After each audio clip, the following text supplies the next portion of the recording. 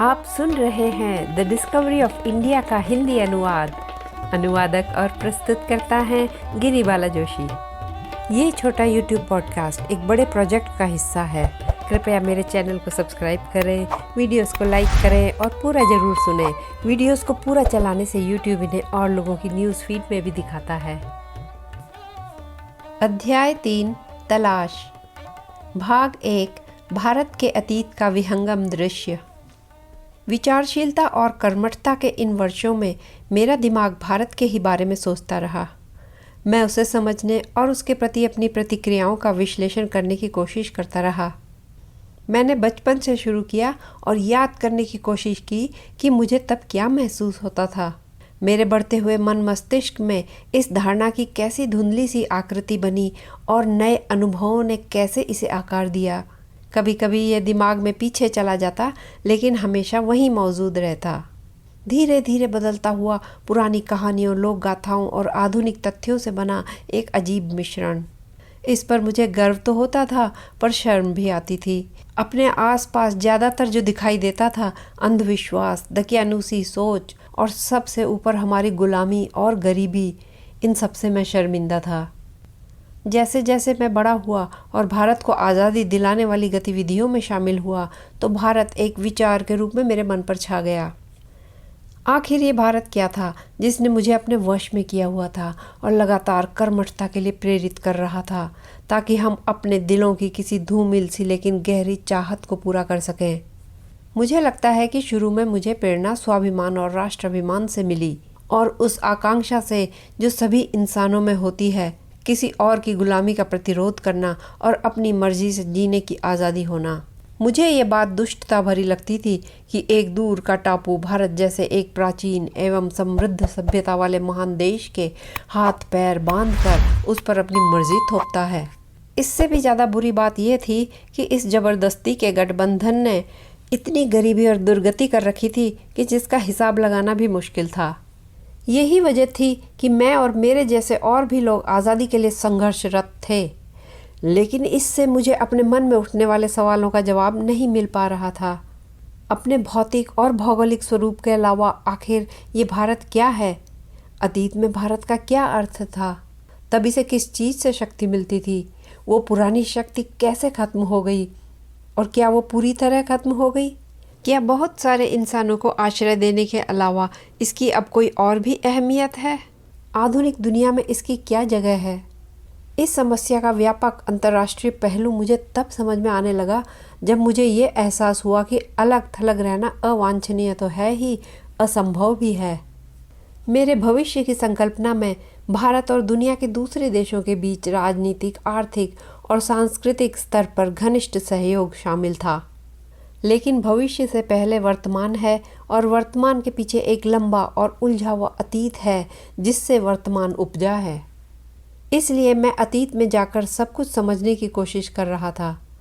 भारत मेरे खून में था और उसमें ऐसी कई बातें थी जिनसे मैं स्वाभाविक रूप से रोमांचित था, और फिर भी मैंने उसे कमोवेश एक बाहरी आलोचक की तरह देखना शुरू किया, जिसे वर्तमान तो नापसंद था ही, साथ ही पुरातन काल से चले आ रहे कुछ रिवाज भी नापसंद थे। देखा जाए तो मैंने पश्चिम में पढ़ाई करने के बाद भारत के विषय में ज़्यादा सोचना शुरू किया, इसलिए मेरा नज़रिया एक मित्रवत पश्चिमी व्यक्ति जैसा था।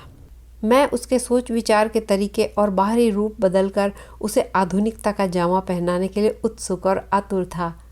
लेकिन फिर मेरे मन में संदेह उठा, क्या मैं भारत को जानता था? मैं जो उसकी पुरानी विरासत के बहुत बड़े हिस्से को रद्दी में डालने का दुस्साहस कर रहा था। ये सच है कि बहुत कुछ ऐसा है जिसे रद्दी में डाला जाना है, रद्दी में डाल ही देना चाहिए। लेकिन ये भी सच है कि भारत में कुछ तो है जो महत्वपूर्ण, सार्थक और स्थायित्व देने वाला रहा है, जिसकी वजह से हजारों वर्षों से यहाँ निरंतर सभ्यता और संस्कृति का निवास रहा है, और जिसने भारत को एक मौलिक स्वरूप दिया है। आखिर वो क्या चीज़ है? मैं उत्तर पश्चिम भारत में सिंधु घाटी के मोहनजोदाड़ो गया। वहाँ एक टीले पर खड़े होकर चारों ओर देखा। हर तरफ उस प्राचीन शहर के घर और सड़कें थी जो कहा जाता है कि 5000 साल पहले भी वहाँ थी, और तब भी वो एक पुरानी और अच्छी तरह से विकसित सभ्यता थी। प्रोफेसर चाइल्ड के अनुसार सिंधु घाटी सभ्यता मानव जीवन का एक विशेष पर्यावरण में संपूर्ण सामंजस्य का उदाहरण है। ऐसा सामंजस्य निश्चित रूप से वर्षों के धैर्यपूर्ण प्रयास से ही संभव हुआ होगा और ये सभ्यता बनी रही। ये तब भी विशेष रूप से भारतीय ही थी और आधुनिक भारतीय संस्कृति का आधार बनी। यह आश्चर्यजनक है, किसी संस्कृति या सभ्यता का 5 या 6,000 साल या उससे भी ज़्यादा समय तक निरंतर बने रहना और बिना किसी बदलाव के नहीं, क्योंकि भारत हर समय बदल रहा था और प्रगति कर रहा था। वो पर्शिया, मिस्र, यूनान, चीन, अरब, मध्य एशिया और भूमध्य सागरीय क्षेत्र के लोगों के करीबी संपर्क में आ रहा था। लेकिन भले ही भारत ने उन्हें प्रभावित किया और उनसे प्रभावित भी हुआ, उसका सांस्कृतिक आधार इतना मजबूत था कि वो कायम रहा। इस मजबूती का राज क्या था? ये कहाँ से आई? मैंने उसका इतिहास पढ़ा और उसके प्रचुर प्राचीन साहित्य का कुछ हिस्सा भी पढ़ा।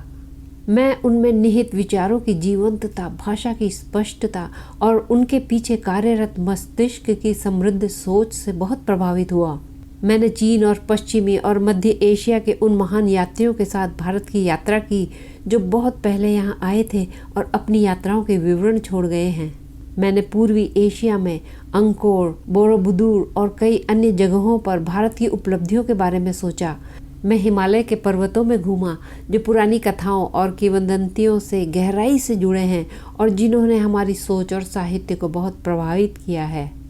पहाड़ों के प्रति मेरे प्यार और कश्मीर के साथ मेरे जुड़ाव ने खास तौर पर मुझे हिमालय की ओर आकर्षित किया और वहाँ मैंने न केवल आज की जीवन शैली, जिंदा दिली और खूबसूरती देखी, बल्कि बीते युगों की यादों में बसी मनोहर सुंदरता भी अनुभव की। भारत की विशाल नदियाँ जो इस महान पर्वत श्रृंखला से निकलकर भारत के मैदानी इलाकों में बहती हैं, मुझे रिझाती हैं और हमारे इतिहास के अनगिनत पड़ावों की याद दिलाती हैं। सिंधु नदी, जिसके नाम पर हमारे देश का नाम इंडिया और हिंदुस्तान पड़ा और जिसके उस पार से हजारों साल तक अलग अलग नस्लें, कबीले, कारवां और सेनाएं आती रही। ब्रह्मपुत्र, जो इतिहास की मुख्य धारा से कुछ अलग थलग रही लेकिन पुरानी कहानियों में जीवित रही। उत्तर पूर्वी पर्वत श्रृंखला के दिल में गहरी घाटियां काटकर भारत में प्रवेश करती हुई और फिर पहाड़ों और सपाट जंगलों के बीच शांति से बहती हुई। यमुना, जिसके इर्द गिर्द नाच गाने और मौज मस्ती की अनेकों कहानियां बुनी गई हैं। और गंगा, जो भारत की सबसे प्रमुख नदी है, जिसने इतिहास के आरंभ से ही भारत के दिल को सम्मोहित कर रखा है और अनगिनत लोगों को अपने तटों पर बुलाती रही है। गंगा की कहानी उसके उद्गम से लेकर समुद्र तक, पुराने समय से लेकर नए समय तक भारत की सभ्यता और संस्कृति की कहानी है। साम्राज्यों के उत्थान और पतन की, महान और गौरवशाली शहरों की, मनुष्य के साहस और उसके दिमागी अन्वेषण की, जिसने भारत के विचारकों को इतना व्यस्त रखा है, जीवन की समृद्धि और पूर्णता और साथ ही त्याग और वैराग्य की, उतार चढ़ाव की, विकास और पतन की, जीवन और मृत्यु की कहानी है। मैं पुरानी इमारतों, खंडहरों, प्राचीन मूर्तियों और भित्ति चित्रों, अजंता, एलोरा, एलिफेंटा की गुफाओं और अन्य जगहों को देखने गया और मैंने आगरा और दिल्ली में बाद के युग की सुंदर इमारतें भी देखी, जहाँ का हर पत्थर भारत के अतीत की अपनी कहानी कहता है। अपने खुद के शहर इलाहाबाद या हरिद्वार में मैं अनेक बार विशाल स्नान उत्सव कुंभ मेले में जाता हूँ और लाखों लोगों को गंगा स्नान के लिए आते हुए देखता हूँ, ठीक वैसे ही जैसे उनके पूर्वज हजारों साल से पूरे भारत से आते रहे हैं। मैं इन उत्सवों के बारे में 1300 साल पहले चीनी तीर्थ यात्रियों और अन्य लोगों द्वारा लिखे गए विवरण याद करता हूँ और तब भी ये मेले प्राचीन थे और अतीत के अनजान रहस्यों से घिरे हुए थे। मैं सोचता था कि वो कौन सी अपार श्रद्धा थी जो अनगिनत पीढ़ियों से हमारे लोगों को भारत की इस प्रसिद्ध नदी की ओर खींच कर लाती है। मेरी इन यात्राओं और देश दर्शन से और मेरे पढ़ने की आदत से मुझे अतीत को समझने में मदद मिली। मेरी एक तरह की महज बौद्धिक समझ के साथ दिल में सराहना की भावना भी जुड़ गई और धीरे धीरे भारत की मेरी कल्पना ने मूर्त रूप लेना शुरू कर दिया। मेरे पुरखों की ज़मीन पर जीते जागते लोगों की चहल पहल शुरू हो गई, जो हंसते थे और रोते थे, प्यार करते थे और दुख सहते थे। उनमें ऐसे लोग भी थे जो जीवन को जानते और समझते थे। अपनी समझदारी से उन्होंने एक ऐसा ढांचा खड़ा किया जिसने भारत को हजारों साल के लिए सांस्कृतिक स्थिरता दी। अतीत की सैकड़ों जीवंत तस्वीरें मेरे दिल में बस गईं और जब भी मैं उनसे संबंधित किसी जगह पर जाता वे मेरी आंखों के सामने आ जाती। बनारस के पास सारनाथ में मुझे लगता है बुद्ध अपना पहला उपदेश दे रहे हैं और 2500 साल पहले कहे उनके कुछ शब्द किसी दूर की गूंज की तरह मुझ तक पहुंचते हैं। अशोक के शिलालेख वाले पत्थर के स्तंभ अपनी शानदार भाषा में मुझसे बात करते और मुझे एक ऐसे इंसान के बारे में बताते जो सम्राट तो था लेकिन किसी भी राजा या सम्राट से कहीं महान था। फतेहपुर सीकरी में अकबर अपने साम्राज्य को भूलकर सभी धर्म के विद्वानों के साथ वार्तालाप और वाद विवाद में डूबे हुए, कुछ नया सीखने के लिए और मनुष्य की अनादिकाल से चली आ रही समस्या का समाधान खोजते हुए, इस तरह अपने उतार चढ़ाव, अपनी जीत हार के साथ धीरे धीरे भारत के अतीत का वृहद विहंगम दृश्य मेरे सामने स्पष्ट होता गया। मुझे इस बात में कुछ अनूठापन लगा कि 5000 साल के आक्रमणों और उथल पुथल के इतिहास से गुजरते हुए भी एक सांस्कृतिक परंपरा लगातार बनी रही, एक ऐसी परंपरा जो देश भर में फैली हुई थी और जिसने लोगों पर गहरा प्रभाव डाला हुआ था। सिर्फ चीन में ही परंपरा और सांस्कृतिक जीवन की ऐसी निरंतरता रही है और अतीत का ये विहंगम दृश्य धीरे धीरे दुखद वर्तमान में तब्दील हो जाता है, जब अपनी पुरानी महानता और स्थिरता के बावजूद भारत एक गुलाम देश ब्रिटेन का एक छोटा सा हिस्सा बन जाता है और पूरी दुनिया में एक भयानक और विनाशकारी युद्ध चल रहा है जो इंसानियत को तहस नहस कर रहा है। लेकिन 5000 साल के अतीत के दृश्य ने मुझे एक नया दृष्टिकोण दिया और वर्तमान का बोझ हल्का होता हुआ प्रतीत हुआ। ब्रिटिश शासन के 180 वर्ष का समय भारत के लंबे इतिहास का बस एक और दुखद दौर है। वो फिर से अपनी खोई अस्मिता पालेगा। इस अध्याय का आखिरी पन्ना लिखा जाना शुरू हो चुका है। ये दुनिया भी आज के इस विश्व युद्ध की भयावहता से उबर जाएगी और नई बुनियाद पर खुद को फिर से खड़ा करेगी। अध्याय 3 तलाश के भाग 1 भारत के अतीत का विहंगम दृश्य का समापन। भाग 2 राष्ट्रवाद और अंतर्राष्ट्रीयवाद। इस प्रकार भारत के बारे में मैं अक्सर भावनात्मक तरीके से सोचता था। मेरी सोच कई बातों से प्रभावित और कई तरह से सीमित थी और इसने राष्ट्रवाद का रूप ले लिया। कई लोगों के जीवन में इस तरह का प्रभाव डालने वाले या सीमित करने वाले कारक नहीं होते, लेकिन मेरे समय के भारत में राष्ट्रवाद अपरिहार्य था और आज भी है। ऐसी विचारधारा का होना स्वाभाविक और स्वस्थ है। किसी भी गुलाम देश के लिए राष्ट्रीय स्वतंत्रता का ध्येय सर्वोपरि होना चाहिए। भारत के लिए अपनी अनूठी पहचान और प्राचीन विरासत के कारण ये बात और भी ज़्यादा जरूरी है। ऐसा माना जा रहा था कि अंतर्राष्ट्रीयवाद और मजदूर आंदोलन के असर से राष्ट्रवाद खत्म हो जाएगा, लेकिन आजकल जो दुनिया भर में हो रहा है उससे ये धारणा गलत सिद्ध हो गई। राष्ट्रवाद आज भी लोगों को प्रेरित करने वाली सबसे प्रबल प्रेरणाओं में से एक है और इसके साथ भावनाएं, परंपराएं और एक ही तरह का जीवन व एक ही उद्देश्य होने का भाव जुड़ा होता है। जब मध्यम वर्ग के पढ़े लिखे लोग धीरे धीरे राष्ट्रवाद से दूर हो रहे थे या वे सोच रहे थे कि वे दूर हो रहे हैं, तब अंतर्राष्ट्रीयवाद पर सोच समझकर आधारित मजदूर व सर्वहारा आंदोलन राष्ट्रवाद की ओर बढ़ रहे थे। युद्ध के आगमन ने हर जगह सभी को राष्ट्रवाद के घेरे में डाल दिया है।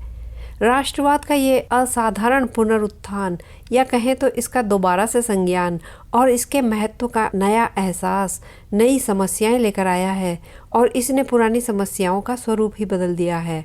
पुरानी स्थापित परंपराओं को आसानी से मिटाया या छोड़ा नहीं जा सकता। संकट के समय वे याद आती हैं और लोगों के मन मस्तिष्क पर छा जाती हैं और अक्सर जैसा कि हमने देखा है जानबूझकर उन परंपराओं का हवाला देकर लोगों को उत्तेजनापूर्ण कार्य और त्याग के लिए उकसाया जाता है। परंपराओं को काफ़ी हद तक अपनाया जाना चाहिए और नई परिस्थितियों व नई सोच के अनुरूप ढालना और बदलना चाहिए और साथ ही नई परंपराएं भी बनानी चाहिए। राष्ट्रवादी आदर्श बहुत गहरा और मजबूत है। ये अतीत की कोई ऐसी चीज़ नहीं है जिसका भविष्य में कोई महत्व न हो, लेकिन अन्य आदर्श जो आज की अटल सच्चाइयों पर कहीं ज़्यादा आधारित हैं वे भी उभरे हैं। अंतर्राष्ट्रीय आदर्श और श्रमिक वर्ग के आदर्श।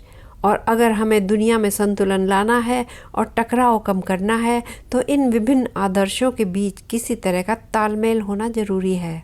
इंसान की भावना पर राष्ट्रवाद के स्थायी प्रभाव को पहचानना और उसका ध्यान रखना जरूरी है, लेकिन इसके दायरे को सीमित रखना होगा। यदि नए विचारों और अंतर्राष्ट्रीय शक्तियों से अत्यधिक प्रभावित देशों में भी राष्ट्रवाद का असर इतना व्यापक है, तो भारत के मन मस्तिष्क पर यह कितना ज़्यादा हावी होगा। कभी कभी हमें कहा जाता है कि हमारा राष्ट्रवाद हमारे पिछड़ेपन की निशानी है और हमारी आज़ादी की मांग हमारी संकीर्ण सोच दर्शाती है। ऐसा कहने वालों को लगता है कि अगर हम ब्रिटिश साम्राज्य या कॉमनवेल्थ ऑफ नेशंस में छोटे साझीदार बने रहने के लिए मान जाएं, तो सच्ची अंतर्राष्ट्रीयता की जीत होगी। उन्हें शायद ये एहसास नहीं है कि तथाकथित अंतर्राष्ट्रीयता का ये रूप असल में संकीर्ण ब्रिटिश राष्ट्रवाद का ही विस्तार है।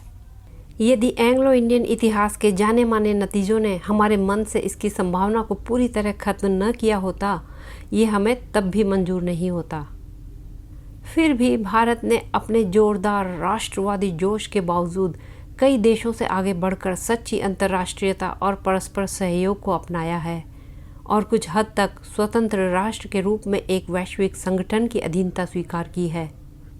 इसके साथ ही अध्याय 3 तलाश का भाग 2 राष्ट्रवाद और अंतर्राष्ट्रीयवाद समाप्त होता है। भाग 3 भारत की ताकत और कमजोरी। भारत की शक्ति के स्रोतों और उसके ह्रास और पतन के कारणों की खोज मेरे लिए लंबी और जटिल रही है। फिर भी निकट अतीत में हुए उसके क्षय के कारण काफ़ी स्पष्ट हैं। वो तकनीक के मामले में पिछड़ गई और यूरोप, जो लंबे समय से कई मामलों में पिछड़ा हुआ था, तकनीकी विकास का अगुवा बन गया। इस तकनीकी विकास के पीछे वैज्ञानिक भाव और एक सुगबुगाती जिंदगी और सोच थी, जो कई गतिविधियों में और खोज की साहसिक यात्राओं में नजर आती है। नए तकनीकी आविष्कारों से पश्चिमी यूरोप के देशों को सैन्य ताकत मिली और उनके लिए पूर्व में विस्तार करना और अपना प्रभुत्व स्थापित करना आसान हो गया। ये सिर्फ भारत की ही नहीं बल्कि लगभग पूरे एशिया की कहानी है। ऐसा क्यों हुआ होगा, इसकी गुत्थी सुलझाना बहुत कठिन है, क्योंकि पुराने समय में भारत में मानसिक सतर्कता और तकनीकी कौशल की कमी नहीं थी। फिर भी लगता है सदियों से लगातार गिरावट होती आई है। जीवन और उद्यम के प्रति उत्साह कम होता गया, रचनात्मक भावना खत्म होती गई और उसके स्थान पर अनुकरण की भावना आ गई। जहाँ जीतने की चाह और विद्रोही विचारों ने प्रकृति और ब्रह्मांड के रहस्यों को भेदने की कोशिश की थी, वहीं शब्दों के आडंबर वाले टिप्पणीकार अपनी शब्दावली और लंबी व्याख्याओं के साथ आ गए। शानदार कला और मूर्तिकला पीछे रह गई और बिना उत्कृष्ट अवधारणा या डिज़ाइन के जटिल विवरण वाली बारीक नक्काशी आगे निकल गई। जहाँ जीवन शक्ति से भरपूर, समृद्ध किंतु सरल भाषा का इस्तेमाल होता था, वहाँ अब अत्यधिक अलंकृत और जटिल साहित्यिक शैलियों का प्रचलन हो गया।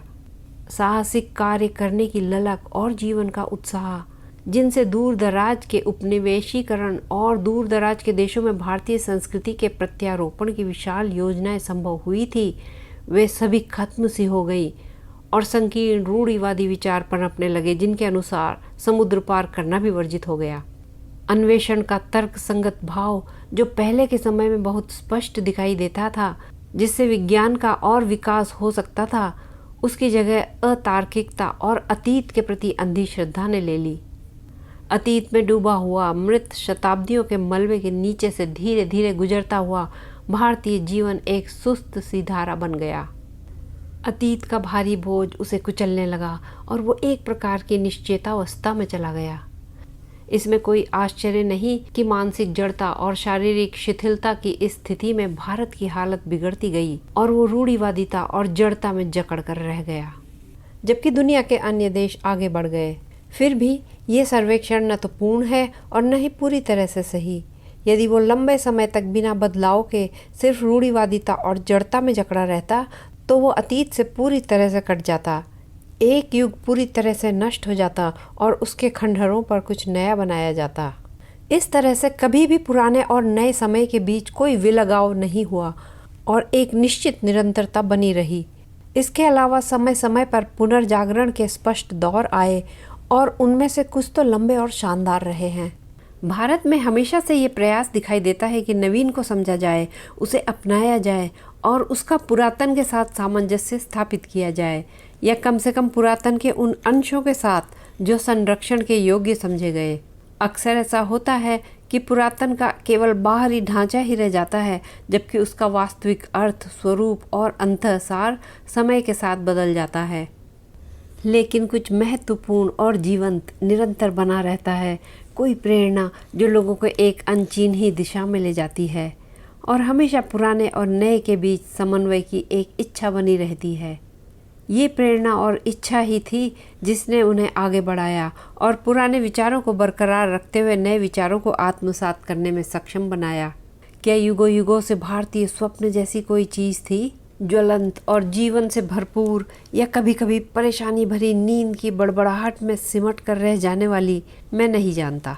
हर तरह के लोगों के पास और हर राष्ट्र के पास राष्ट्र के प्रारब्ध के बारे में कुछ मान्यताएं या मिथक होते हैं, और शायद ये सब आंशिक रूप से सच भी होते हैं। एक भारतीय होने के नाते मैं स्वयं भी भारत के बारे में इसी प्रकार की वास्तविकता या मिथक से प्रभावित हूँ, और मुझे लगता है कि जिस बात में लगातार सैकड़ों पीढ़ियों को एक प्रकार से ढालने की शक्ति है, उसने अपनी चिर जीवन शक्ति किसी गहरे स्रोत से प्राप्त की होगी, और उस चीज में जीवन शक्ति को हर युग में नवीनीकृत करने की क्षमता रही होगी।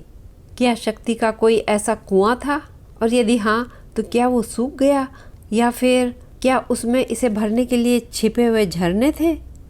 आज की बात करें तो क्या ऐसे झरने अब भी हैं जिनसे हम तरोताज़ा हो जाएं, शक्ति का संचार हो जाए? हम एक पुरानी नस्ल हैं, या यूँ कहें कि कई नस्लों का एक अजीब मिश्रण है, और हमारी नस्लीय यादें इतिहास के आरंभ से चली आ रही हैं। क्या हमारे दिन बीत चुके हैं और अब हम वृद्धों की तरह निष्क्रिय, निष्प्राण, असृजनात्मक तरीके से बस शांति और निंद्रा की चाहत लिए हुए अपने अस्तित्व की देर दोपहर या शाम में जी रहे हैं? कोई भी लोग, कोई भी नस्ल सदा अपरिवर्तित नहीं रहती। वे लगातार दूसरों के साथ घुलते मिलते और धीरे धीरे बदलते रहते हैं। कभी लगता है वे लगभग खत्म हो गए हैं और फिर एक नई कौम की तरह, या फिर पुरानी कौम के ही एक नए रूप में उभरते हैं। हो सकता है कि पुराने लोग और नए लोगों के बीच पूरी तरह से भी लगाव हो, या ऐसा भी हो सकता है कि विचार और आदर्शों की महत्वपूर्ण कड़ियाँ उन्हें जोड़े रहें। इतिहास में ऐसे कई उदाहरण हैं जिनमें पुरानी और अच्छी तरह से स्थापित सभ्यताएं धीरे धीरे लुप्त हो गई या अचानक समाप्त हो गई। उनकी जगह नई ऊर्जावान संस्कृतियों ने ले ली। क्या ये कोई ऐसी महत्वपूर्ण ऊर्जा या अंदरूनी आवाज़ वाली शक्ति का स्रोत है जो किसी सभ्यता या लोगों को जीवन देता है और जिसके बिना सभी प्रयास व्यर्थ हैं? जैसे किसी बूढ़े व्यक्ति की नौजवान का किरदार निभाने की नाकाम कोशिश। आज की दुनिया के लोगों में मैंने ये जीवन शक्ति मुख्य रूप से 3 तरह के लोगों में देखी है: अमेरिकी, रूसी और चीनी। एक अजीब सा संयोग। अमेरिकी भले ही पुरानी दुनिया में उनकी जड़ें हों, फिर भी वे एक नई तरह के लोग हैं, बेझिझक और पुरानी नस्लों के बोझ या जटिलता के बिना, और इसलिए उनकी ऊर्जा का स्रोत समझना आसान है। कनाडा, ऑस्ट्रेलिया और न्यूजीलैंड के लोग भी ऐसे ही हैं। वे सभी काफ़ी हद तक पुरानी दुनिया से कटे हुए हैं और ज़िंदगी का उसके नए रूप में सामना कर रहे हैं। रूस में रहने वाले कोई नए लोग नहीं हैं, फिर भी उनका पुराने से पूरी तरह से नाता टूट चुका है, जैसे मृत्यु के बाद होता है, और उनका जिस तरह से पुनर्जन्म हुआ है उसकी मिसाल इतिहास में नहीं मिलती। वे अद्भुत ऊर्जा और जोश के साथ फिर से जवान हो गए हैं। वे अपनी कुछ पुरानी जड़ों को फिर से तलाश रहे हैं, लेकिन सही मायनों में वे एक नए लोग, नई नस्ल और नई सभ्यता हैं। रूस का उदाहरण दिखाता है कि कैसे कोई आबादी खुद को पुनर्जीवित कर सकती है, कैसे फिर से जवान हो सकती है अगर वो इसके लिए कीमत चुकाने को तैयार हो और आम लोगों की दबी हुई ताकत और ऊर्जा के स्रोतों का उपयोग कर सके। इतने भयानक और भयावह युद्ध के बावजूद शायद ऐसा भी हो सकता है कि दूसरे लोग, खास कर वे जो इस तबाही से बच जाएंगे, उन्हें नया जीवन मिल जाए। चीन के लोगों की बात इन सब से जुदा है।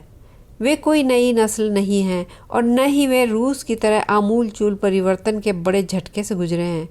बेशक 7 साल के नृशंस युद्ध ने उन्हें बदल दिया है, जो कि होना ही था। ये बदलाव युद्ध की वजह से हुआ है या ज़्यादा स्थायी कारणों से, या दोनों का मिला जुला असर है, ये तो मैं नहीं जानता, लेकिन चीन के लोगों की जीवंत ऊर्जा से मैं अचंभित हूँ। मैं ऐसी मजबूत आधारशिला से संपन्न नस्ल के पतन की कल्पना भी नहीं कर सकता। चीन में मैंने जो जीवंतता देखी है वैसी ही कुछ मैंने कभी कभी भारतीय लोगों में भी महसूस की है। हमेशा नहीं, और वैसे भी मेरे लिए निष्पक्षता से देखना मुश्किल है। शायद मेरी चाहत मेरी सोच को प्रभावित करती है, लेकिन भारतीय लोगों के बीच घूमते हुए मैं हमेशा इसी चीज़ की तलाश में रहता था। अगर उनमें ये जोश और ताकत है तो सब ठीक हो जाएगा और वे तरक्की करेंगे। अगर उनमें ये बिल्कुल भी नहीं है तो हमारी राजनीतिक कोशिशें और शोर शराबा सब नाटक साबित होगा और हमें कुछ नहीं मिलेगा। ऐसी राजनीतिक व्यवस्था बनाने में मेरी कोई रुचि नहीं है जिसमें हमारे लोगों की हालत कमोबेश पहले जैसी ही, बस थोड़ी सी बेहतर हो। मुझे लगता था कि उनमें दबी हुई ऊर्जा और सामर्थ्य के विशाल भंडार हैं। मैं उन्हें मुक्त करके फिर से अपने देशवासियों में जवानी और जोश का एहसास जगाना चाहता था। भारत का संगठन ऐसा है कि वो दुनिया में कोई साधारण भूमिका नहीं निभा सकता। या तो उसका बहुत महत्व होगा या फिर कोई महत्व नहीं होगा। बीच का कोई स्थान मुझे पसंद नहीं और शायद ये संभव भी नहीं। भारत की आज़ादी के लिए हम पिछले 25 सालों से संघर्षरत हैं और ब्रिटिश हुकूमत के साथ हमारे कई टकराव होते रहे हैं, लेकिन उसके साथ साथ हमारे मन में भारत को पुनर्जागृत करने की और पुनः ऊर्जावान बनाने की इच्छा है। हमें लगा कि हम अपने कामों से और स्वेच्छा से तकलीफ़ें और कुर्बानियाँ सहकर, जोखिम और खतरे उठाकर, और जो हमें दुष्टतापूर्ण और गलत लगता था उसके आगे झुकने से इनकार करके हम भारत की आत्मा में नई ऊर्जा भर पाएंगे और उसे लंबी नींद से जगा पाएंगे। भले ही भारत में ब्रिटिश सरकार के साथ हम लगातार संघर्ष कर रहे हैं, लेकिन हमारा ध्यान हमेशा अपने लोगों पर ही है। राजनीतिक फ़ायदे का महत्व इसी बात में है कि वो हमारे इस मूल उद्देश्य को पूरा करने में सहायता करें। इसी मूल उद्देश्य की वजह से हमारा व्यवहार किसी ऐसे राजनेता का जैसा नहीं रहा है जो सिर्फ राजनीति के संकीर्ण दायरे में काम करता हो। और कई विदेशी तथा भारतीय आलोचक हमारे इस तरह के नादान और अड़ियल व्यवहार को देखकर आश्चर्य व्यक्त करते हैं। हम नादान हैं या नहीं, इसका फैसला भविष्य के इतिहासकार करेंगे। हमने ऊंचे लक्ष्य रखे, दूरदर्शिता अपनाई। शायद मौका परस्त राजनीति के दृष्टिकोण से हम अक्सर नादान थे, लेकिन हम ये भी नहीं भूले कि हमारा मूल उद्देश्य भारतीय लोगों को हर तरह से ऊपर उठाना है, उनका मानसिक और आध्यात्मिक स्तर, और बेशक राजनीतिक और आर्थिक स्तर भी। हमारी कोशिश लोगों की असली अंदरूनी शक्ति को बढ़ाने की थी, ये जानते हुए कि बाकी चीज़ें तो अपने आप ही हो जाएंगी। हमें एक घमंडी विदेशी हुकूमत के सामने कुछ पीढ़ियों की अपमानजनक अधीनता और कायरतापूर्ण समर्पण के कलंक को मिटाना था। इसी के साथ अध्याय 3 तलाश के भाग 3 भारत की ताकत और कमजोरी का समापन होता है। भाग 4 भारत की खोज। हालांकि किताबों, पुराने स्मारकों और अतीत की सांस्कृतिक उपलब्धियों से मुझे भारत को कुछ हद तक समझने में मदद मिली, लेकिन उनसे मुझे संतुष्टि नहीं हुई, या यूँ कहें मुझे वो उत्तर नहीं मिला जिसकी मुझे तलाश थी। और उनसे मुझे जवाब मिल भी नहीं सकता था, क्योंकि वे पिछले युग से संबंधित थे और मैं जानना चाहता था कि क्या उस अतीत और वर्तमान के बीच कोई वास्तविक संबंध है। मेरे लिए और मेरे जैसे कई अन्य लोगों के लिए वर्तमान मध्ययुगीन मानसिकता भयानक गरीबी और दुख और मध्यम वर्ग की कुछ हद तक सतही आधुनिकता का एक अजीब मिश्रण था। मैं अपने वर्ग के लोगों का या अपने जैसे लोगों का प्रशंसक नहीं हूँ, लेकिन फिर भी भारत की आज़ादी के संघर्ष में नेतृत्व के लिए मैं उन्हीं की ओर देखता हूँ।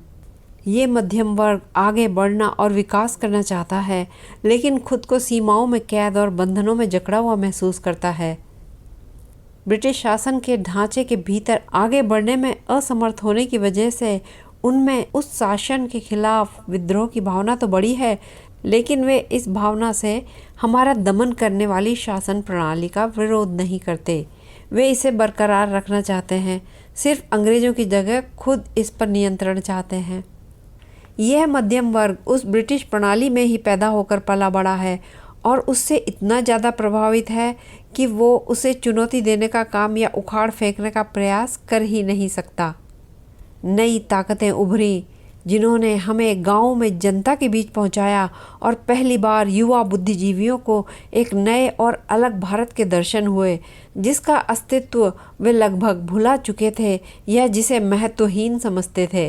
ये एक परेशान करने वाला दृश्य था, न केवल वहाँ की अत्यधिक गरीबी और भयावह समस्याओं के कारण, बल्कि इसलिए भी क्योंकि उसने हमें अपने मूल्यों और निष्कर्षों पर दोबारा सोचने को मजबूर कर दिया। इस तरह हमारी असली भारत की खोज शुरू हुई और इस खोज के दौरान हमारे भीतर समझ और मानसिक द्वंद्व दोनों उत्पन्न हुए। हमारी प्रतिक्रियाएं अलग अलग थीं और हमारे पुराने माहौल और अनुभवों पर निर्भर थीं। कुछ लोगों ने गांव की ज़िंदगी और वहां रहने वालों को काफ़ी नज़दीकी से देखा हुआ था, तो उन्हें कुछ नया नहीं लगा। सोचते होंगे गांव तो ऐसे ही होते हैं, लेकिन मेरे लिए ये सचमुच की खोज यात्रा थी। और हालांकि मुझे हमेशा अपने लोगों की कमियों और कमज़ोरियों का गहरा एहसास रहा है, मुझे भारत के ग्रामीण लोगों में कुछ ऐसा दिखा जो अपरिभाष्य था, जो मुझे काफ़ी आकर्षक लगा। ऐसा कुछ जो मुझे हमारे मध्य वर्ग में नज़र नहीं आता। जनसाधारण को एक अवधारणा की तरह मानना मुझे सही नहीं लगता, और जहाँ तक हो सके मैं उन्हें सिर्फ एक सैद्धांतिक विचार नहीं समझता। भारत के लोग अपनी अपार विविधता में मुझे बहुत वास्तविक लगते हैं, और उनकी विशाल संख्या के बावजूद मैं उन्हें अस्पष्ट समूहों के बजाय व्यक्तियों के रूप में सोचने की कोशिश करता हूँ। मुझे उनसे ज़्यादा उम्मीद नहीं थी, और शायद इसलिए मैं उनसे निराश नहीं हुआ। जितनी अपेक्षा थी उससे कहीं अधिक ही पाया। मुझे अचानक ये विचार आया कि शायद इसकी वजह पुरानी भारतीय सांस्कृतिक परंपरा है, जिसे वे अब भी कुछ हद तक संजोए हुए हैं, और उनके जीवन की स्थिरता और अंदरूनी शक्ति का राज भी शायद यही है। पिछले 200 वर्षों की प्रताड़ना से उनका बहुत कुछ खत्म हो गया है, फिर भी कुछ ऐसा मौजूद है जो सार्थक है, और उसके साथ बहुत कुछ ऐसा भी है जो व्यर्थ और हानिकारक है। 20 के दशक के दौरान मेरा काम काफ़ी हद तक मेरे अपने प्रांत तक ही सीमित था, और मैं आगरा और अवध के संयुक्त राज्य यूनाइटेड प्रोविंसेस के 48 जिलों के कस्बों और गांव-गांव में खूब घूमा। यूनाइटेड प्रोविंसेस, जिसे लंबे समय से हिंदुस्तान का दिल माना जाता रहा है, प्राचीन और मध्यकालीन सभ्यता दोनों का आसन और केंद्र, नई नस्लों और संस्कृतियों का मिलन स्थल, वो क्षेत्र जहां 1857 का महान विद्रोह भड़का था और बाद में बेरहमी से कुचल दिया गया था। अपनी यात्राओं के दौरान मुझे यहाँ के निवासियों को समझने जानने का मौका मिला। उत्तरी और पश्चिमी जिलों के हट्टे कट्टे जाट, विशुद्ध धरती पुत्र, बहादुर और आत्मनिर्भर दिखने वाले, अपेक्षाकृत अधिक समृद्ध, राजपूत किसान और छोटे जमींदार जिन्हें अभी भी अपनी जाति और वंश पर गर्व है, भले ही उन्होंने धर्म बदलकर इस्लाम अपना लिया हो। कुशल और निपुण कारीगर और कुटीर उद्योग के कामगार, हिंदू और मुस्लिम दोनों, बड़ी संख्या में और भी ज़्यादा गरीब किसान और किराएदार, विशेष रूप से अवध और पूर्वी जिलों में, पीढ़ी दर पीढ़ी गरीबी और अत्याचार की मार सहते हुए। हालत बदलेंगे इस बारे में सोचने की हिम्मत भी नहीं, लेकिन फिर भी आशान्वित और मन में विश्वास लिए हुए। 30 के दशक के दौरान जब भी मैं जेल से बाहर होता था, और विशेष रूप से 1936-37 के चुनाव अभियान के दौरान, मैंने पूरे भारत में कस्बों, शहरों और गांवों में सब जगह और भी ज़्यादा यात्रा की। ग्रामीण बंगाल को छोड़कर, जहां दुर्भाग्य से मैं कभी कभार ही जा पाया हूं, मैंने हर प्रांत का दौरा किया और गांवों की संकरी पगडंडियां नापी। हर जगह मैंने राजनीतिक और आर्थिक मुद्दों पर बात की, और मेरे भाषणों से पता चलता है कि मेरे दिमाग में राजनीति और चुनाव छाए हुए थे। लेकिन इस पूरे समय में मेरे दिमाग के एक कोने में कुछ गहन और अधिक ज्वलंत था, और चुनाव या फिर रोज़मर्रा की दूसरी रोमांचक बातों से इसे कोई मतलब नहीं था। एक दूसरा और भी बड़ा रोमांच मुझ पर हावी हो गया था। मैं फिर से एक बड़ी खोज यात्रा पर निकल पड़ा, और मेरे सामने थी भारत की भूमि और भारत के लोग। अत्यंत लुभावना और विविधता से भरपूर भारत मेरे मन में जगह बनाता चला गया, और फिर भी जितना ज़्यादा मैंने उसे देखा, उतना ही मुझे एहसास हुआ कि मेरे लिए या किसी और के लिए भारत की अवधारणा को समझना कितना कठिन है। भारत की विशालता या उसकी विविधता को समझने में मुझे कभी परेशानी नहीं हुई। मैं तो उसकी आत्मा की उस गहराई को समझने की कोशिश कर रहा था जिसका मुझे अंदाज़ा भी नहीं था। हालांकि मुझे कभी कभी उसकी रिझाने वाली झलकियां जरूर मिलती रहती थी। वो किसी पुराने पांडुलिपि पत्र की तरह थी जिस पर विचारों और कल्पनाओं की परत दर परत लिखी गई हो, और फिर भी किसी बात की परत ने पहले लिखी गई बात को पूरी तरह से छिपाया या मिटाया न हो। वे सभी बातें हमारे चेतन या अवचेतन मन में मौजूद हैं, भले ही हमें इनका पता न हो, और इन्हीं से भारत का जटिल और रहस्यमयी व्यक्तित्व बना है। मायावी सी मजाक उड़ाती मुस्कान वाला उसका अभेद्य चेहरा देश के कोने कोने में नजर आता था। हालांकि हमारे लोगों में बाहरी तौर पर विविधता और अनंत विभिन्नताएं रही हैं, फिर भी हर जगह एकता की वो अद्भुत छाप है जिसने हमें सदियों से एक साथ जोड़े रखा है, चाहे हम पर कोई भी राजनीतिक संकट या कोई भी मुसीबत क्यों न आई हो। भारत की एकता मेरे लिए अब केवल बौद्धिक अवधारणा नहीं थी, ये एक भावनात्मक अनुभव था जो मुझ पर पूरी तरह हावी हो गया था। वो बुनियादी एकता इतनी मजबूत थी कि कोई भी राजनीतिक बंटवारा, कोई भी आपदा या विपत्ति उसे तोड़ नहीं पाई थी। निसंदेह भारत या किसी भी देश को एक प्रकार की मानव रूपी इकाई के रूप में सोचना एक बेतुकी बात है। मैंने ऐसा नहीं किया। मैं भारतीय जीवन की विविधताओं और वर्ग, जाति, धर्म, नस्ल और सांस्कृतिक विकास के अलग अलग स्तर के आधार पर विभाजन से भी पूरी तरह वाकिफ था। फिर भी मेरा मानना है कि ऐसे देश में जिसका लंबा सांस्कृतिक इतिहास रहा हो और जीवन के प्रति एक समान सोच हो, एक ऐसी भावना विकसित हो ही जाती है जो खास तौर पर उसी देश की होती है, और वो भावना उसकी सब संतानों पर अपनी छाप छोड़ती है, चाहे वे आपस में कितने ही अलग क्यों न हो। चीन का ही उदाहरण ले लो, वहाँ कोई इसे अनदेखा नहीं कर सकता, चाहे वो पुराने विचारों वाले किसी अधिकारी से मिले या ऐसे कम्युनिस्ट से जो जाहिर रूप से अतीत से नाता तोड़ चुका हो। मैं भारत की इस तरह की भावना को समझना चाहता था, महज उत्सुकता की वजह से नहीं, हालांकि मैं उत्सुक जरूर था, बल्कि इसलिए क्योंकि मुझे लगा हो सकता है इससे मुझे अपने देश और यहाँ के लोगों को समझने की कोई कुंजी मिल जाए, सोच विचार और काम करने की कोई दिशा मिल जाए। राजनीति और चुनाव तो रोज़मर्रा की बातें थी और इनमें उलझकर हम छोटी मोटी बातों पर उत्साहित हो जाते थे, लेकिन अगर हमें भारत के भविष्य के लिए सुंदर, सुरक्षित और मजबूत घर बनाना है तो हमें उसकी नींव के लिए बहुत गहरी खुदाई करनी पड़ेगी। इसके साथ ही अध्याय 3 तलाश का भाग 4 भारत की खोज यही समाप्त होता है। भाग 5 भारत माता। जब मैं एक सभा से दूसरी सभा करते हुए घूम रहा था तो अक्सर मैं अपने श्रोताओं से अपने इस देश के बारे में बात करता था, हिंदुस्तान के बारे में, भारत के बारे में। भारत यहाँ का पुराना संस्कृत नाम है जो यहाँ के पौराणिक संस्थापक भरत के नाम पर आधारित है। मैं शहरों में ऐसा कम ही करता था क्योंकि वहाँ के लोग अधिक जागरूक होते थे और बड़े मुद्दों पर चर्चा चाहते थे, लेकिन चूंकि किसानों का दृष्टिकोण सीमित होता है तो मैं उनसे अपने इस महान देश की बात करता था जिसकी आज़ादी के लिए हम सब संघर्ष कर रहे थे।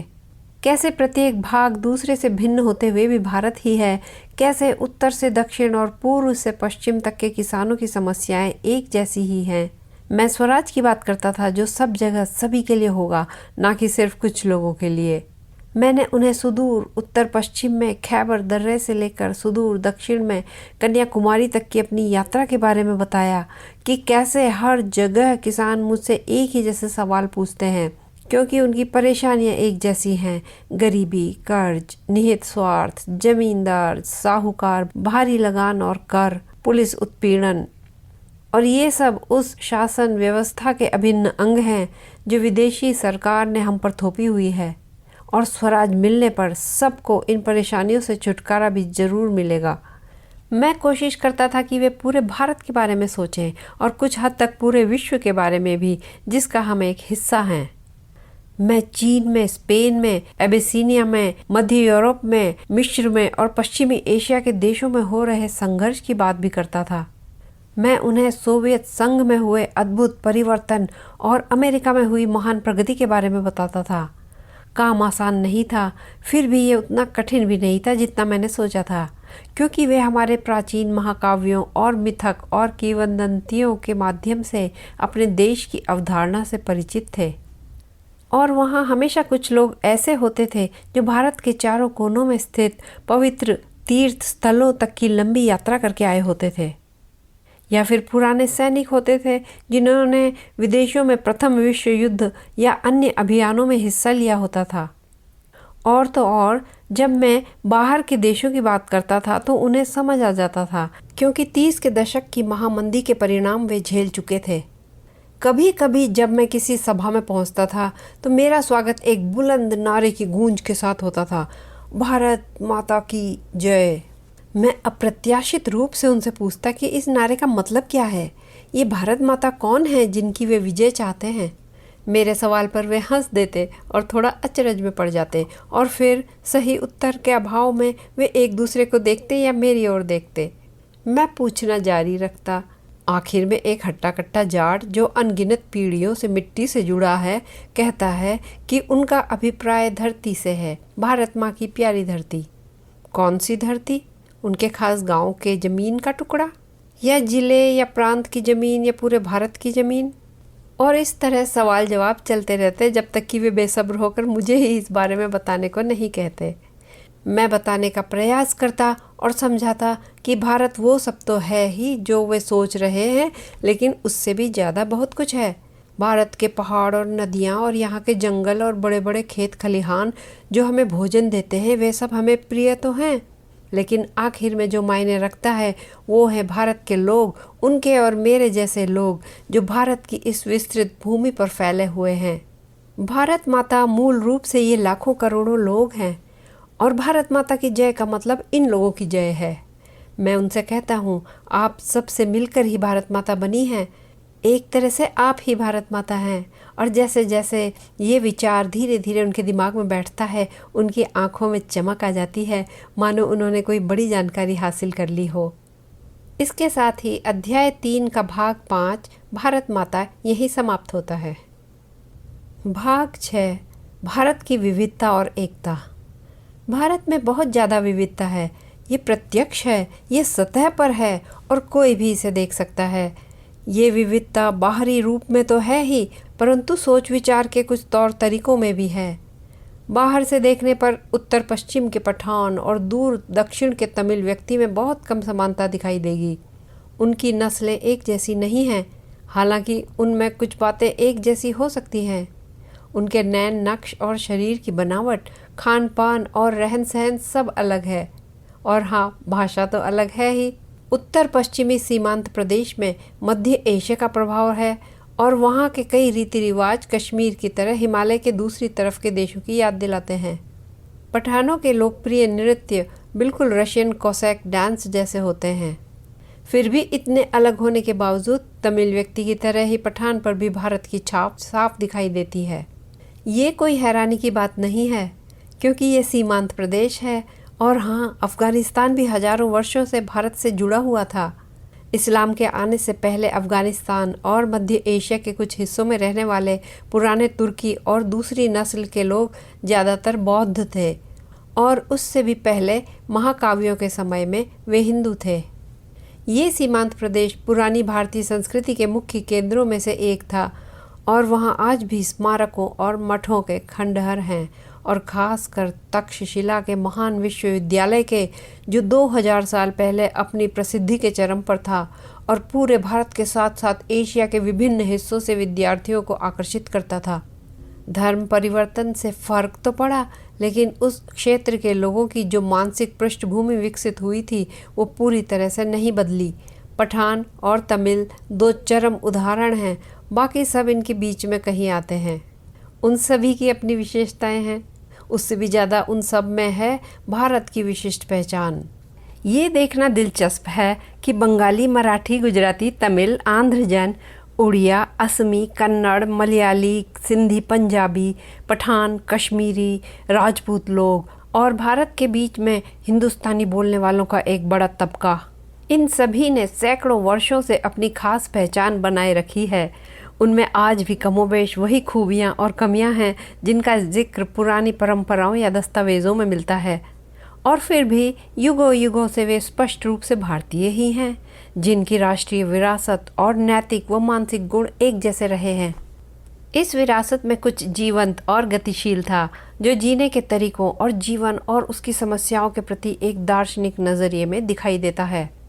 प्राचीन भारत प्राचीन चीन की तरह अपने आप में एक दुनिया थी, एक संस्कृति और एक सभ्यता जिसने सभी चीज़ों को आकार दिया। विदेशी प्रभाव जमकर आए और अक्सर यहाँ की संस्कृति को प्रभावित करते रहे और आत्मसात कर लिए गए। विघटनकारी प्रवृत्ति वाले भी आते रहे, लेकिन तुरंत ही समन्वय के प्रयास शुरू हो जाते थे। सभ्यता के प्रारंभ से ही भारत के मन मस्तिष्क में एक तरह की एकता का स्वप्न रहा है। उसके लिए वो एकता कोई बाहर से थोपी गई चीज़ नहीं थी, ना ही ऊपरी तौर पर एक जैसा दिखने या मान्यताओं को एक समान बनाने की प्रक्रिया। ये कुछ ज़्यादा ही गहरी बात थी, जिसमें हर तरह की मान्यता और रीति रिवाज का दिल खोल कर स्वागत किया जाता था और हर किस्म की विविधता को स्वीकृति ही नहीं, प्रोत्साहन भी मिलता था। किसी भी राष्ट्रीय समूह में, चाहे उसमें कितनी ही घनिष्ठता क्यों न हो, छोटे बड़े मतभेद हमेशा देखे जा सकते हैं। उस समूह की मूलभूत एकता तब दिखाई देती है जब उसकी तुलना किसी अन्य राष्ट्रीय समूह से की जाए। हालांकि अक्सर सीमा के पास दो पड़ोसी समूहों के अंतर धूमिल हो जाते हैं या आपस में घुल मिल जाते हैं, और आधुनिक विकास तो हर जगह एक तरह की समरूपता उत्पन्न कर रहा है। प्राचीन और मध्यकाल में आधुनिक राष्ट्र की धारणा थी ही नहीं, और सामंतवाद, धर्म, नस्ल या संस्कृति के आधार पर बने समुदाय ज़्यादा महत्वपूर्ण होते थे। फिर भी मुझे लगता है कि लिखित इतिहास में किसी भी समय पर एक भारतीय को भारत में किसी भी जगह पर कमोबेश अपने घर जैसा महसूस होता होगा, और किसी दूसरे देश में जाकर उसे एक अजनबी या विदेशी की तरह महसूस होता होगा। जिन देशों ने आंशिक रूप से भी यहाँ की संस्कृति या धर्म को अपनाया होगा, वहाँ निश्चित रूप से उसे अजनबी वाला एहसास कम होता होगा। गैर भारतीय मूल के धर्म को मानने वाले लोग, जैसे ईसाई, यहूदी, पारसी, मुसलमान, जो भारत आकर यहाँ बस गए, कुछ ही पीढ़ियों में पक्के भारतीय बन गए। और भारत के लोगों ने जब इनमें से किसी धर्म को अपनाया, तो ऐसा नहीं हुआ कि धर्म परिवर्तन के बाद वे भारतीय नहीं रहे। दूसरे देशों में उन्हें भारतीय या विदेशी के रूप में ही देखा जाता था, भले ही वे उनके धार्मिक समुदाय के हों। आज जब राष्ट्रवाद की भावना बहुत ज़्यादा बढ़ गई है, तो विदेशों में रहने वाले भारतीय देसी समूह बना ही लेते हैं और आपसी मतभेदों के बावजूद अलग अलग उद्देश्यों के लिए एक दूसरे के साथ खड़े रहते हैं। एक भारतीय ईसाई चाहे जहाँ भी जाए, उसे एक भारतीय के रूप में ही देखा जाता है। एक भारतीय मुसलमान को तुर्की या अरब या ईरान या किसी अन्य देश में जहाँ इस्लाम मुख्य धर्म है, भारतीय ही माना जाता है। मुझे लगता है कि हम सब के मन में अपने देश की अलग अलग छवि होती है, और कोई भी दो व्यक्ति बिल्कुल एक जैसा नहीं सोचते। जब मैं भारत के बारे में सोचता हूँ तो कई चीज़ें दिमाग में आती हैं। बड़े बड़े खेत खलिहानों के बीच बसे असंख्य छोटे छोटे गाँव, वे कस्बे और शहर जहाँ मैं घूमा हूँ, बरसात के मौसम का जादू जो निष्क्रिय निर्जल भूमि को जीवन शक्ति से भर देता है और उसे अचानक से सुंदर, हरे भरे, लहलहाते हुए विस्तृत उद्यान में बदल देता है। और दिमाग में आती हैं भारत की महान नदियाँ और कलकल बहता पानी, और खैबर दर्रा और उसका वीरान उजाड़ परिवेश, और भारत का दक्षिणी छोर, और जनमानस का ख्याल आता है, व्यक्तिगत रूप से और सामूहिक रूप से भी। और सबसे ऊपर बर्फ से ढका हुआ हिमालय, या वसंत ऋतु में कश्मीर की कोई पहाड़ी घाटी जो नए फूलों से ढकी हुई हो और उसके बीच से उफान भरती कल कल करती जलधारा बहती हो। हम अपनी पसंद की तस्वीरें बनाते हैं और मन में सहेज लेते हैं। तो इस तरह मैंने एक गर्म उप उष्णकटिबंधीय प्रदेश की प्रचलित तस्वीर के बजाय पहाड़ी पृष्ठभूमि को चुना है। दोनों तस्वीरें सही हैं, क्योंकि भारत ट्रॉपिक्स यानी उष्णकटिबंधीय से लेकर टेम्परेट यानी समशीतोष्ण क्षेत्रों तक, भूमध्य रेखा के पास से लेकर एशिया के सर्द दिल तक फैला हुआ है। इसके साथ ही अध्याय 3 तलाश का भाग 6 भारत की विविधता और एकता यहीं समाप्त होता है। भाग 7 मेरा भारत भ्रमण। 1936 के अंत और 1937 के शुरुआती महीनों में मेरा घूमना लगातार बढ़ता रहा और उसकी अति ही हो गई। मैं किसी तूफान की तरह इस विशाल देश से गुजरता, दिन रात सफ़र करता, आज यहाँ कल वहाँ, मुश्किल से कहीं रुकता या आराम करता। समय कम था, मुझे सभी जगह एक साथ बुलाया जा रहा था, क्योंकि आम चुनाव होने वाले थे और मैं चुनाव जिताने वाला स्टार प्रचारक था। मैं ज़्यादातर ऑटोमोबाइल से ही घूमा, कहीं कहीं हवाई जहाज़ या रेल से जाता था। कभी कभी मुझे छोटी दूरी के लिए हाथी, ऊँट या घोड़े की सवारी करनी पड़ती थी। कभी कभी स्टीमर, पैडल बोट या डोंगी से यात्रा, कभी साइकिल से, तो कभी पैदल ही चलना पड़ता था। यात्रा के ये अजीब और विभिन्न तरीके शहरों और कस्बों से दूर छोटे गांवों और बस्तियों तक पहुंचने के लिए कभी कभी ज़रूरी होते थे। मैं अपने साथ माइक्रोफोन और लाउडस्पीकर के 2 सेट लेकर चलता था, क्योंकि इसके अलावा बड़ी संख्या में एकत्रित लोगों को संभालना संभव ही नहीं था। ना ही मेरे पास अपनी आवाज़ बचाए रखने का कोई दूसरा तरीका था। ये माइक्रोफोन मेरे साथ तिब्बत की फ्रंटियर से लेकर बलूचिस्तान की सरहदों तक अनेक प्रकार की अनोखी जगहों पर गए, जहाँ पहले किसी ने ऐसी कोई चीज़ देखी या सुनी नहीं थी। सुबह से लेकर देर रात तक मैं एक जगह से दूसरी जगह की यात्रा करता था, जहाँ अनेक लोग मेरा इंतज़ार कर रहे होते थे और रास्ते में कई पड़ाव होते थे, जहाँ गाँव के लोग मेरा स्वागत करने के लिए धैर्यपूर्वक खड़े मिलते थे। ये अनियोजित पड़ाव होते थे और इनसे मेरा व्यस्त कार्यक्रम अस्त व्यस्त हो जाता था और बाद की सभी सभाओं में देर हो जाती थी। लेकिन फिर भी ये कैसे हो सकता था कि मैं इन ग्रामवासियों को अनसुना कर दूं और उनकी परवाह किए बिना आगे बढ़ जाऊं। देर के ऊपर देर होती जाती थी और खुले में होने वाली बड़ी सभाओं में मुझे भीड़ के बीच से मंच तक पहुंचने में और बाद में वापस आने में कई मिनट लग जाते थे। एक एक मिनट महत्वपूर्ण था और मिनट मिनट जुड़कर घंटे बन जाते, और इस तरह शाम होने पर मैं कई घंटे देर से पहुंचता। लेकिन जनता धैर्यपूर्वक इंतज़ार कर रही होती थी। एक बार इसी तरह देर से पहुंचा। सर्दी का मौसम था और वे खुले में बैठकर कांप रहे थे, क्योंकि ठीक से पहन ओढ़ कर भी नहीं आए थे। इस प्रकार मेरे दिन का कार्यक्रम खींचकर 18 घंटे का हो जाता था और हमारी दिन भर की यात्रा आधी रात या उसके बाद खत्म होती थी। एक बार कर्नाटक में मध्य फरवरी में हमने सारी हदें पार कर दी और अपना ही रिकॉर्ड तोड़ दिया। दिन का कार्यक्रम बहुत व्यस्त था और हमें घुमावदार और बहुत ही बेकार सी सड़कों से होकर एक खूबसूरत पहाड़ी जंगल से गुजरना था, जहां धीरे धीरे ही आगे बढ़ा जा सकता था। वहां आधा दर्जन विशाल सभाएं करनी थी और कई छोटी सभाएं। हमने दिन की शुरुआत सुबह 8 बजे एक समारोह से की। हमारा आखिरी कार्यक्रम सुबह 4 बजे हुआ। ये 7 घंटे पहले होना चाहिए था और फिर रात्रि के अपने विश्राम स्थल तक पहुंचने के लिए हमें 70 मील की दूरी तय करनी थी। इस प्रकार कई बैठकें करने के बाद और दिन रात मिलाकर 415 मील की यात्रा करने के बाद हम अपने विश्राम स्थल पर सुबह 7 बजे पहुंचे। वो 23 घंटे का लंबा दिन था और 1 घंटे विश्राम के बाद मुझे फिर से अगले दिन का कार्यक्रम शुरू करना था। किसी ने मुझे अनुमान लगाकर बताया कि इन महीनों में करीब 1 करोड़ लोगों ने मेरी सभाओं में आकर मेरा भाषण सुना। इसके अतिरिक्त लाखों लोग मेरी सड़क यात्राओं के दौरान किसी न किसी तरह मेरे संपर्क में आए। बड़ी सभाओं में लगभग 1 लाख लोग होते थे और साधारणतया 20,000 श्रोता तो होते ही थे। कभी कभी किसी छोटे कस्बे से गुजरते समय मुझे ये देखकर आश्चर्य होता था कि सब तरफ काफ़ी सुनसान है और दुकानें बंद हैं। इसका कारण मुझे तब समझ आता था जब मैं देखता कि कस्बे की लगभग पूरी आबादी, पुरुष, महिलाएं और यहाँ तक कि बच्चे भी कस्बे के दूसरी तरफ सभा स्थल पर एकत्रित हैं और मेरे आगमन का धैर्यपूर्वक इंतजार कर रहे हैं। वो शारीरिक क्षमता की ऐसी अद्भुत उपलब्धि थी कि अब मेरे लिए ये समझना मुश्किल है कि मैं शारीरिक रूप से पस्त हुए बिना कैसे इस तरह काम करता रहा। शायद मेरे सिस्टम ने धीरे धीरे खुद को इस घुमक्कड़ जीवन के अनुरूप ढाल लिया था। मैं 2 सभाओं के बीच यात्रा करते समय गाड़ी में आधे घंटे की गहरी नींद निकाल लेता था और फिर जगना बहुत मुश्किल होता था। फिर भी मुझे उठना पड़ता था और उत्साहपूर्वक नारे लगाते लोग आखिरकार मुझे जगा ही देते थे। मैंने अपना भोजन कम कर दिया और अक्सर एक समय का भोजन नहीं करता था, विशेषकर शाम का। इससे मुझे ज़रा अच्छा महसूस होता था। लेकिन जिससे मुझे हिम्मत और ताकत मिलती थी वो था हर जगह मेरे प्रति लोगों का अदम्य उत्साह और मुझे मिलने वाला अपार स्नेह। मुझे इसकी आदत थी और फिर भी मैं कभी इसका आदी नहीं हो पाया और हर नया दिन अपने साथ कुछ आश्चर्य लेकर आता था। इसके साथ ही अध्याय 3 तलाश का 7वां भाग मेरा भारत भ्रमण यहीं समाप्त होता है।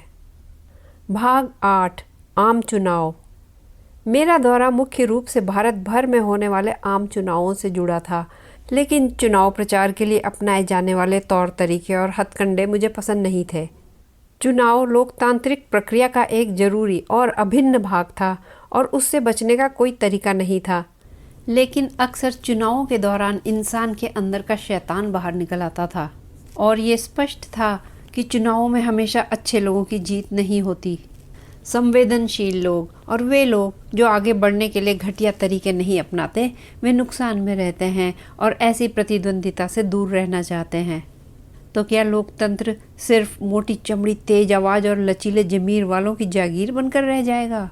चुनाव प्रणाली की ये बुराइयां खास तौर पर वहाँ ज़्यादा थी जहाँ वोट देने वाले कम होते थे। जहाँ वोटर ज़्यादा होते थे वहाँ इनमें से कई बुराइयां गायब हो जाती थी या कम से कम उतनी ज़्यादा नज़र नहीं आती थी। बड़े वोटर समूह को भी किसी झूठे मुद्दे या धर्म के नाम पर बहकाया जा सकता था, जैसा कि हमने बाद में देखा। लेकिन आमतौर पर बड़े समूह में कुछ बातें ऐसी होती हैं जिनसे संतुलन बना रहता है और गंभीर बुराइयों को रोकने में मदद मिलती है। इस मामले में मेरे अनुभव ने मेरा व्यापक मताधिकार में विश्वास और भी मजबूत किया।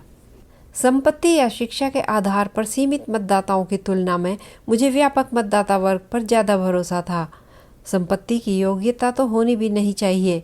जहाँ तक शिक्षा का सवाल है, वो अच्छी बात है और ज़रूरी भी है, लेकिन किसी साक्षर या कम पढ़े लिखे व्यक्ति में मुझे ऐसी कोई खास खूबी नहीं दिखी कि उसकी राय को एक मेहनती किसान की राय से ज़्यादा महत्व दिया जाए। किसान चाहे अनपढ़ हो, लेकिन उसे अपने काम की भरपूर व्यवहारिक समझ होती है। और वैसे भी जहाँ की मुख्य समस्या किसानों की ही होती है, वहाँ उनकी राय कहीं ज़्यादा मायने रखती है। मैं स्त्री पुरुष दोनों के लिए वयस्क मताधिकार का पक्का समर्थक हूँ, और हालांकि मैं इसे लागू करने में होने वाली मुश्किलों को समझता हूँ, मुझे यकीन है कि भारत में इसके खिलाफ उठाई गई आपत्तियों में कोई खास दम नहीं है और वे विशेषाधिकार प्राप्त वर्गों के और निजी स्वार्थ से प्रेरित लोगों के डर पर आधारित हैं। प्रांतीय विधानसभाओं के लिए 1937 का आम चुनाव सीमित मताधिकार पर आधारित था, जिसमें लगभग 12% लोगों ने हिस्सा लिया। लेकिन ये भी पिछले मताधिकार की तुलना में एक बड़ा सुधार था और अब पूरे भारत में भारतीय रियासतों को छोड़कर लगभग 3 करोड़ लोगों को वोट देने का अधिकार मिल गया था। इन चुनावों का दायरा बहुत बड़ा था और इसमें रियासतों के अलावा पूरा भारत शामिल था। हर प्रांत को अपनी विधानसभा चुननी थी और ज़्यादातर प्रांतों में 2 सदन थे, इसलिए 2 तरह के चुनाव होने थे। उम्मीदवारों की संख्या हजारों में थी। इन चुनावों के प्रति मेरा और कुछ हद तक अधिकांश कांग्रेसी नेताओं का नज़रिया आम नज़रिए से अलग था। मुझे व्यक्तिगत उम्मीदवारों की चिंता नहीं थी, बल्कि मैं कांग्रेस के जरिए चलाए जा रहे आज़ादी के राष्ट्रीय आंदोलन और हमारे चुनावी घोषणा पत्र में शामिल कार्यक्रमों के पक्ष में देश भर में माहौल बनाना चाहता था। मुझे लगता था कि अगर हम इसमें सफल हो गए तो सब ठीक हो जाएगा, अगर नहीं तो इससे कोई खास फर्क नहीं पड़ेगा कि कोई उम्मीदवार जीता या हारा। मेरी अपील वैचारिक थी और मैंने शायद ही कभी उम्मीदवारों का जिक्र किया, सिवाय इसके कि वे हमारे संघर्ष के ध्वजवाहक थे। उनमें से कई उम्मीदवारों को मैं जानता था, लेकिन बहुत से ऐसे भी थे जिन्हें बिल्कुल नहीं जानता था और मुझे ये ज़रूरी नहीं लगा कि सैकड़ों नाम याद रखने का जोर अपने दिमाग पर डालूं। मैंने कांग्रेस के लिए, भारत की आज़ादी के लिए और आज़ादी की लड़ाई के लिए वोट मांगे। मैंने कोई वादा नहीं किया सिवाय इसके कि आज़ादी मिलने तक लगातार संघर्ष जारी रखेंगे। मैंने लोगों से कहा कि यदि वे हमारे उद्देश्य और हमारे कार्यक्रम को समझते हैं और स्वीकार करते हैं और उन पर अमल करने के लिए तैयार हैं, तभी हमें वोट दें, वरना ना दें। मैंने जोर देकर कहा कि अगर वे इस उद्देश्य या कार्यक्रम से सहमत नहीं हैं तो कांग्रेस को वोट ना दें। हमें झूठे वोट नहीं चाहिए थे, नहीं उम्मीदवारों के लिए इस वजह से वोट चाहिए थे कि लोग उन्हें पसंद करते हैं। जब हमारी मंजिल देश की आज़ादी थी तो सिर्फ वोट और चुनाव हमें ज़्यादा दूर तक नहीं ले जा सकते थे। वे एक लंबे सफ़र में बस छोटे छोटे कदम थे। और सिर्फ वोट देकर हमें खुश करना, बिना ये समझे कि उसका मतलब क्या है या उन्हें आगे क्या करना चाहिए, हमारे साथ धोखा और देश के प्रति बेईमानी जैसा था।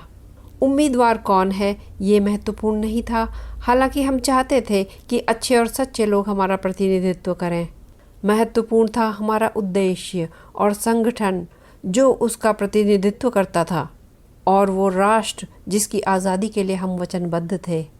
मैंने उस आज़ादी के बारे में गहराई से सोचा कि हमारे करोड़ों लोगों के लिए उसका क्या मतलब होना चाहिए। हमें सिर्फ गोरे मालिकों को हटाकर भूरे मालिक नहीं चाहिए, बल्कि जनता का असली शासन चाहिए, जनता के द्वारा और जनता के लिए। और हमारी गरीबी और दरिद्रता का अंत चाहिए। मेरे भाषणों का यही मुख्य विषय होता था और मैं सिर्फ इसी तरह से बिना व्यक्तिगत हुए चुनावी अभियान में भाग ले सकता था। मुझे विशेष रूप से उम्मीदवारों की जीत हार की ज़्यादा चिंता नहीं थी। मेरा सरोकार और भी ज़्यादा बड़े मुद्दे से था।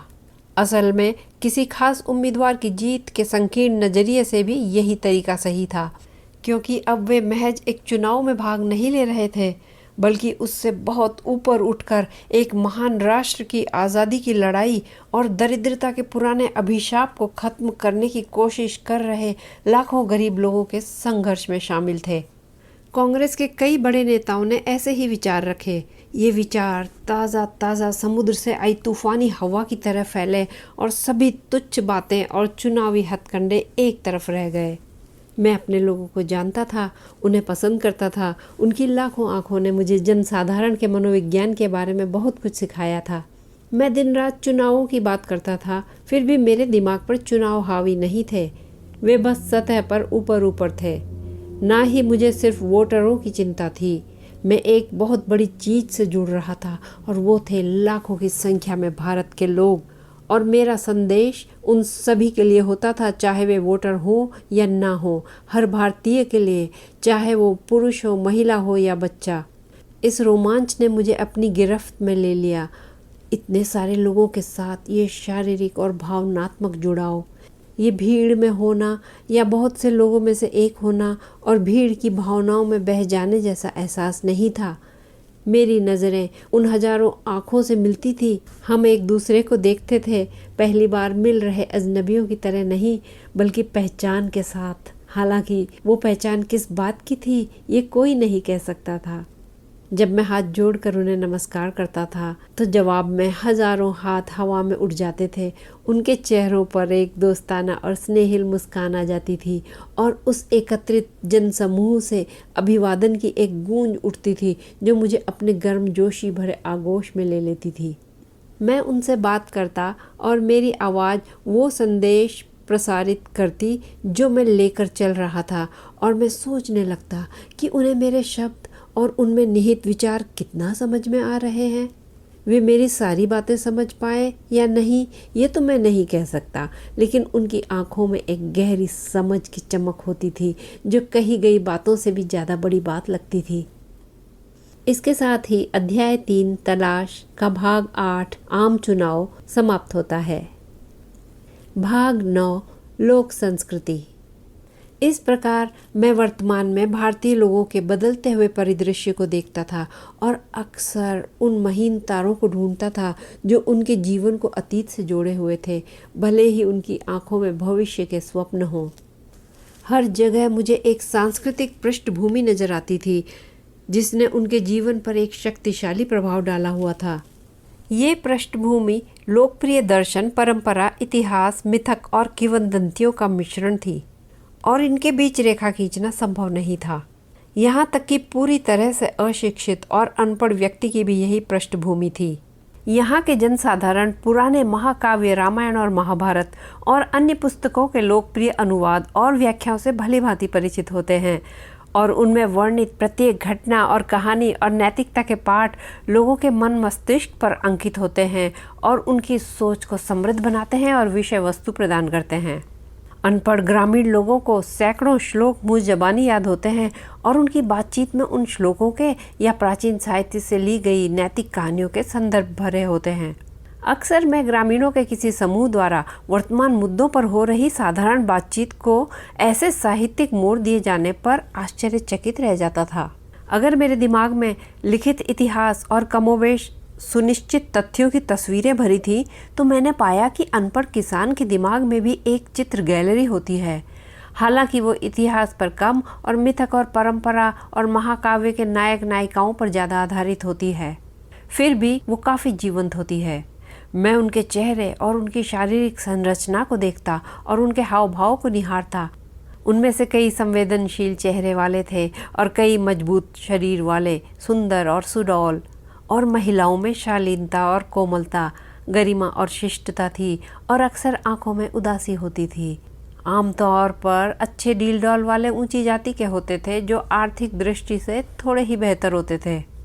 कभी कभी जब मैं किसी ग्रामीण सड़क से या किसी गांव में से गुजर रहा होता था तो मैं किसी खूबसूरत पुरुष या महिला को देखकर आश्चर्यचकित रह जाता था। वे मुझे प्राचीन काल के किसी भित्ति चित्र की याद दिलाते थे और मैं सोच में पड़ जाता था कि युगों युगों से इस तरह की सुंदरता कैसे चली आ रही है, जबकि भारत समय समय पर इतनी भयावहता और मुसीबतों के दौर से गुजरा है। अगर इन लोगों को बेहतर परिस्थितियां और अधिक अवसर मिलते तो ये क्या कुछ नहीं कर सकते।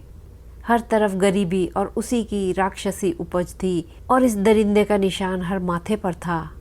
तार तार और विकृत जीवन दुर्गुण और दुष्टता से भर गया था और इस विकृति और निरंतर अभाव और असुरक्षा से कई बुराइयां उत्पन्न हो गई थी। ये सब देखना सुखद नहीं था, फिर भी भारत की यही जमीनी हकीकत थी। लोगों में परिस्थितियों से समझौता करने और उन्हें वैसे ही स्वीकार करने की भावना बहुत ज़्यादा थी, लेकिन उनमें एक तरह की नरमी और सौम्यता भी थी। ये उनकी हजारों वर्षों की सांस्कृतिक विरासत थी जिसे कोई भी दुर्भाग्य मिटा नहीं पाया था। इसके साथ ही अध्याय 3 तलाश का भाग 9 लोक संस्कृति यही समाप्त होता है। भाग 10 दोहरी जिंदगी। इस तरह से और दूसरे तरीकों से भी मैंने भारत को, अतीत के और आज के भारत को जानने समझने की, डिस्कवर करने की कोशिश की। मैं खुले दिल से आज के लोगों से और जो सुदूर अतीत में इस धरा पर विचरे थे उन लोगों से मिल रहे अनुभवों को, विचारों और भावनाओं की लहरों को आत्मसात करता रहा। कुछ समय तक मैं खुद को भी इस कभी न खत्म होने वाले कारवां का हिस्सा समझता, जिसके अंतिम छोर पर मैं भी मुश्किलों से जूझते हुए आगे बढ़ रहा था। और फिर मैं खुद को अलग कर लेता और जैसे किसी पहाड़ी की चोटी से नीचे घाटी को देखते हैं उस तरह दूर से सब कुछ देखता। इन लंबी यात्राओं का मकसद क्या है? ये कभी न खत्म होने वाले कारवां किस लिए हैं ये सब? कभी कभी मेरे मन में थकान और निराशा की भावना घर कर जाती थी और तब मैं उससे बचने के लिए एक तरह की विरक्ति या अलगाव का सहारा लेता था। धीरे धीरे मुझ में अलगाव की भावना इतनी बढ़ गई कि मैंने खुद को या अपने साथ होने वाली घटनाओं को बहुत ज़्यादा अहमियत देना छोड़ दिया। ऐसा मैं सोचता था और कुछ हद तक मैं इसमें कामयाब भी हुआ, हालांकि पूरी तरह से नहीं, क्योंकि मेरे अंदर एक बड़ा ज्वालामुखी है जिसकी वजह से पूरी तरह से अलगाव संभव नहीं। अचानक से कभी भी अपनी सुरक्षा के लिए बनाई ये दीवारें ढह जाती हैं और मेरा सारा अलगाव गायब हो जाता है। लेकिन अलगाव का भाव अपनाने में मेरी अधूरी कामयाबी भी काफ़ी मददगार सिद्ध हुई और भाग दौड़ के बीच भी मैं खुद को अपने परिवेश से अलग करके उसे एक बाहरी घटनाक्रम की तरह देख पाता था। कभी कभी मैं 1-2 घंटे चुरा लेता और अपने रोज़मर्रा के कामों को भुलाकर अपने मन के एकांत कोने में चला जाता था और कुछ समय के लिए एक दूसरी ज़िंदगी जीता। और इस तरह एक मायने में ये दोनों जिंदगियां साथ साथ चलती रहीं, एक दूसरे से अटूट रूप से जुड़ी हुई, फिर भी अलग अलग। इसके साथ ही अध्याय 3 तलाश का अंतिम भाग दोहरी जिंदगी यही समाप्त होता है।